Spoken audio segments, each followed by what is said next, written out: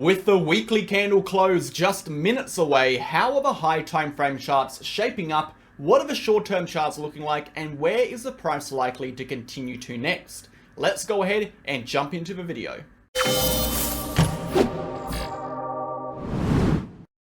Okay guys, welcome back to the channel. Thank you for tuning in. I hope you're all having a fantastic day today. In today's video, we're going to be discussing the weekly candle close, which is occurring in 14 minutes time. We'll be discussing exactly what you should expect and what the weekly candle will mean depending on where it closes. We'll also go over the short-term price action, discuss the current range of price action, and likely next moves. Before we get into it, smash that like button, hit the comment button, and subscribe to the channel. We post daily videos for Bitcoin focusing on the facts, the data, the technical and structural information, and the relevant economic events. No hype, no BS, no emotion, pure raw TA. If that is the kind of content you are interested in, join us on Telegram. It is the third link down below. You will get access to charts, updates, videos, educational posts, news events, and everything you need to stay in the loop of cryptocurrency with Bitcoin and the relevant economic news. If you are interested in joining our VIP channel, we post trading signals with exact entries, exact targets, exact stop losses, trade justification, and of course exclusive analysis. Not only will you get access to this main VIP, you'll also get access to group chats, our general chat, our trading chart and education chat, our trader setup chat, our video chat, our news chat, and of course our help chat. If you are interested in joining all of that, go ahead and contact me on the pinned comment in the free channel for more information. Let's go ahead guys and dive into today's video. Starting on the market data, how are we currently looking? For today, 24-hour volume is pushing up a little bit, up 57%. However, it is still sitting at a total of 37 billion. So overall, volume is still actually quite low. Looking at 24-hour liquidations, they are up 225%, which is a massive jump up at 52 million, with 34 million of those coming from shorts and 18 million coming from longs. In fact, the price pushed up quite aggressively yesterday from the breakout of that $27,000 level, pushing all the way up to retest that key rejection point, the key trigger point at 27.25 as discussed in yesterday's video. We actually saw a lot of spot bidding pushing the price over 27,000 into that range. In fact, there is a rumor going around Michael Saylor was buying more Bitcoin, and we did see on Coinbase a lot of spot purchases come through. So the data would actually tell us that there was a whole lot of spot bidding going on, spot manipulation pushing the price up over the weekend in a low volume environment, which resulted in quite a strong breakout for Bitcoin. We saw that breakout, we retested this top side, we have seen a lot of retail jump into positions here, and we have seen that correction for the downside. We'll discuss on this chart a little bit more when we get up to the short-term analysis. Moving from there, looking at the overall data over here for October, we can see October is sitting 0.46% in the green, nothing too massive there. Overall liquidations we have already covered, so again we are seeing on the short term now some long positions being liquidated as the price has corrected toward the downside. And of course, as per the volatility index, not too much has changed. We have still seen that 60-day push sideways, and we are still seeing that 30-day slightly ticker toward the downside. The DXY has opened up slightly red, which could be very bullish for the asset market. We'll be keeping an eye on that, guys. However, as we have previously discussed, while we remain in an uptrend in the DXY, we have to remain in the ideology that the price could continue upwards. If we break toward the downside of this trend line, that is when we then expect a correction. A correction could take us to the 50, okay? We're looking at that 50 EMA. We're also looking at the horizontal support around 104.5 if that correction plays out. Moving over to the S&P 500 and Dow Jones, charts aren't looking phenomenal here. We are retesting that trend line once again on the weekly. It would be great to see this level hold. Of course, if we fail to hold this level and we break toward the downside, we could see a full-blown correction over here. However, while we are in this uptrend, we do have to respect that support is support until it's not. And if we do want to see some real strength push into the S&P 500, we do want to close this weekly candle above this green trigger point. So the green trigger point is reflected by this local low. If we can close above 4,400 on the weekly, that should give it the strength it needs to actually push higher. Going over to the Dow Jones, a similar thing occurring over here. We do need to close above this low, which is going to be our trigger point, 34,125. If we break above that level, we should see a push upwards. Until then, this is resistance, and we can expect short-term corrections from that point. Moving over into Bitcoin. I wanted to briefly interrupt today's video to discuss the two exchanges we use on this channel, Bitget and BingX. So which exchange should you sign up to? If you look to the right hand side of the screen, you're going to see the list of differences in relation to KYC requirements and the countries these exchanges offer services to. The first link down below being the Bitget link, and the second link down below being the BingX link. No matter which link you sign up to, you're going to get up to 15% discounts on your trading fees, up to $5,000 in trading rewards, and of course, you'll get access to every single MegaWhale exclusive bonus campaign we run on these exchanges. Alongside that, Bitget and BingX are incredibly similar. They are both ranked top 10 in terms of trading volume. They both have extensive liquidity pools and market pairs offering up to 125x leverage. And most importantly, they both offer protection funds for their users to protect you against any third-party hacks. So get started now and support the channel by clicking the links below. Thanks for listening. Guys, let's start with the short-term price action and then talk about the weekly candle, the weekly candle close, the high time frame price action, and everything between. The reason we're doing that is because the close is occurring in about 9 minutes time, and I think by the time we get through the short term, get through a daily, and get up to the weekly chart, that weekly candle close would have occurred, and we'll give you the most, rapid response analysis in terms of what is actually happening with that weekly candle. So let's spend the next couple minutes discussing the short-term price action. So zooming out, let's discuss a little bit of a higher time frame, what is actually happening over here. So first and foremost, we saw that high time frame rise in channel formation. We saw 0.1, we saw 0.2, we saw 0.3, we saw 0.4, we saw 0.5, and we rejected toward the downside, right? We've seen that rejection, and the rejection developed from the major 28.4 to $28,000 resistance zone, okay? The major high time frame resistance, and we saw that correction toward the downside. Upon breaking down from this channel, we have developed a few different structures, and we're currently in a rising channel structure, so essentially a smaller version of what we have seen over here. We'll discuss that in just a moment. If we take a measured move analysis of this channel, we take the low, okay, 0.1 to 0.2, we apply it to breakdown, so 0.5, it tells us the measured move could take us as low as 24,740, meaning 25.2 to 24.4 is our next high time frame support level, okay? We expect a move into this level provided the price does not break out of the current downtrend.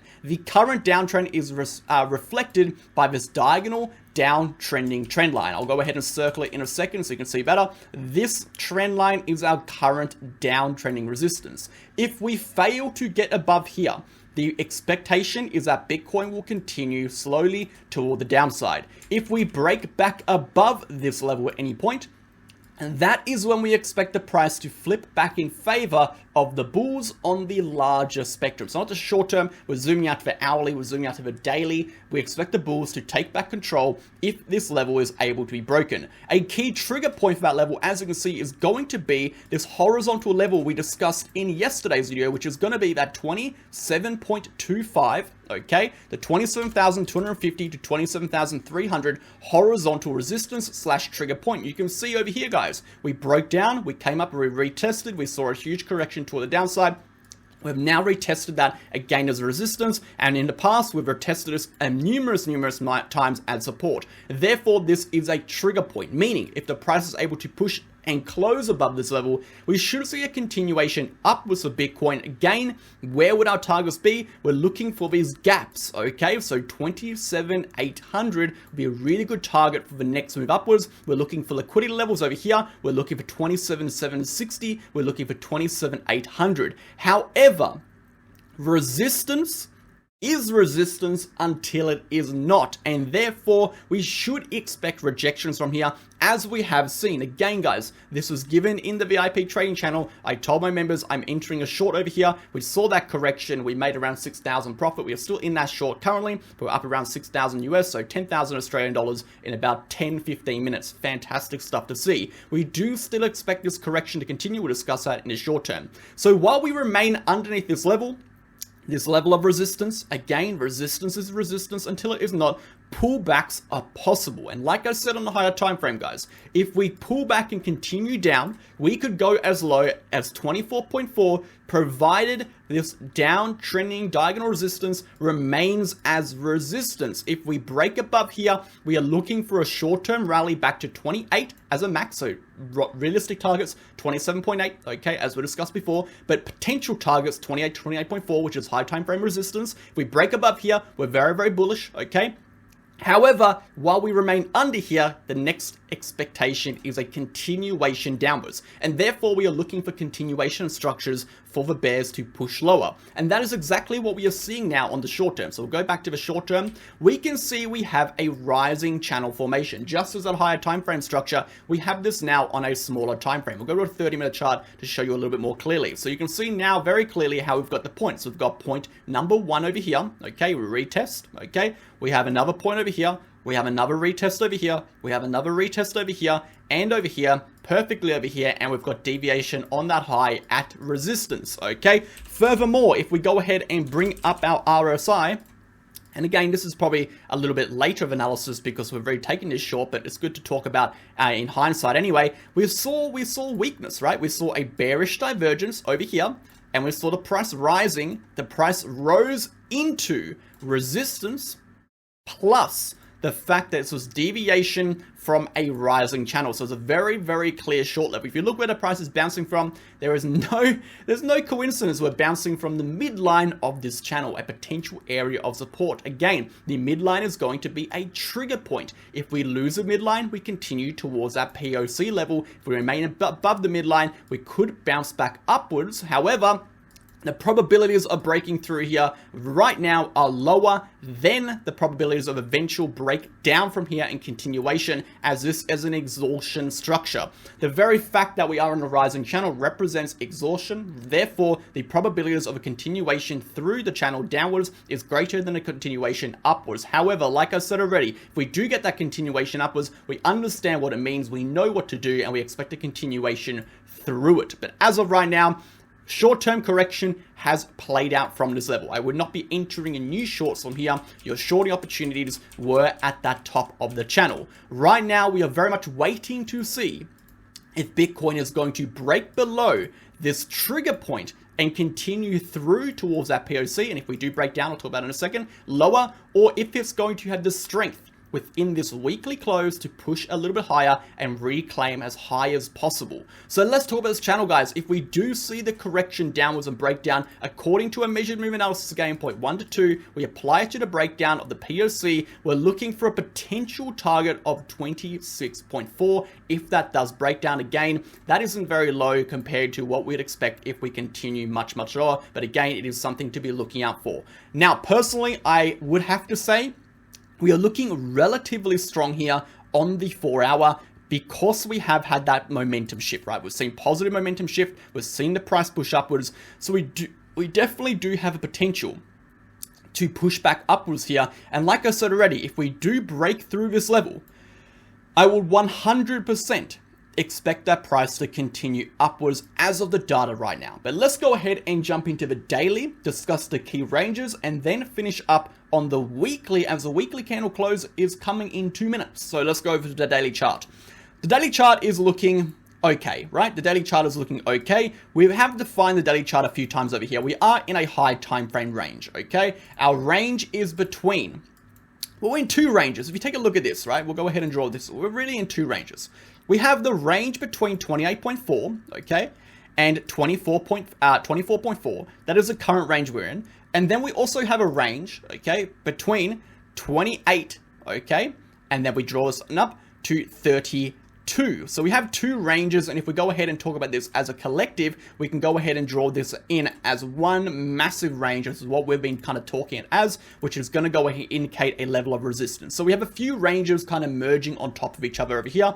We have a bullish range, which is over here. We have a bearish range, which is over here. And then we have this bull bear trigger, meaning a break above this level at 28.4 will result in an entry into this bullish range, which will likely push the price upwards to the range high. And again, while we remain under this, we are expecting a continuation towards a range low, provided the short-term strength does not come back and facilitate that move upwards. Furthermore, if we take a look at the RSI, which is going to be this trend line over here, we can see we do have a negative momentum shift. We do have relative weakness over here, which is going to, again, exacerbate the probabilities of a continuation downwards. We do have 27 seconds until that daily close and 27 seconds into our weekly close. I'll be very interested to see where we do close out.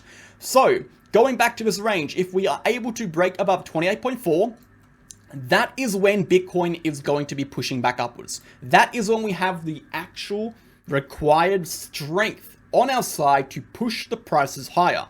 Until we do that, we do have the potential to break down back to 24.4, as we have been discussing and telling you guys for quite some time. So we're definitely 100% watching out for either of those scenarios. If we do lose 24.4, you should expect quite a negative reaction toward the downside. And if we do break over 32K, obviously, we expect a very strong reaction toward the upside. The weekly candle has just closed. Let's go ahead over to that weekly chart, and we'll go ahead and refresh this page. Hopefully, sometimes it takes a bit of time, to actually pop up. Sometimes we do take a bit of time for it to kick in. It looks like it hasn't done so, but we'll go ahead and draw it out. So the weekly candle close ended at, let's go ahead and find out, ended at, the closing price was $27,130 US. So we'll go ahead and pop this in, $27,130 US, give or take a few cents, 130 US. Okay, there was that closing price. So, as we said, we do need to see strength on this weekly candle close, and there was three levels of strength, okay? Level 1, which is the highest, okay? Level 2, which is a medium amount, and level 3, which is the lowest amount of strength. Horrible levels. Level 3 indicated a weekly candle close above the 50 EMA. The 50 EMA was sitting at around 26,885. So we ticked that one off. Perfect. Level 2 was going to be a close above the bull market support band lower band, which was sitting at 27,291. We failed to do that, and level 3, which is the most bullish, was going to be a weekly candle close above 28.4, which is the upper band of the Gaussian channel. We failed to do that. So we do push into the further weeks. Now, looking at this chart, we still want to see for relative strength to come back into the market and push the prices higher. Again, we have to get above this cluster, okay? This local high point, this 28.8K level, this $28,000 level, which represents the bull market support band upper band. If we break above 28,000, we are definitely pushing higher. If we break above 28,000, we're going to 28.4, sorry. And if we break above that, we are going to go higher. Until then, we are not looking fantastic. If we push any lower over here, if we drop back below 26.8, we are definitely going to see a little bit of a drop. If we go back to the short-term chart, where is 26.8? Well, 26.8 is going to be sitting underneath, okay? Go back to the hourly. 26.8 is going to be sitting underneath the range low, so the POC level, okay? The POC level over here on the short term is the same price as this 50 EMA on the weekly. So if we lose that POC level, meaning we break down from this channel, okay, we will also, as a fact, be losing that 50 EMA on the weekly, and that will push the prices lower as expected according to our short-term analysis and according to our hourly analysis. Thank you for watching, guys. I hope you have a fantastic rest of your day, and we'll catch you guys in the video tomorrow. Cheers.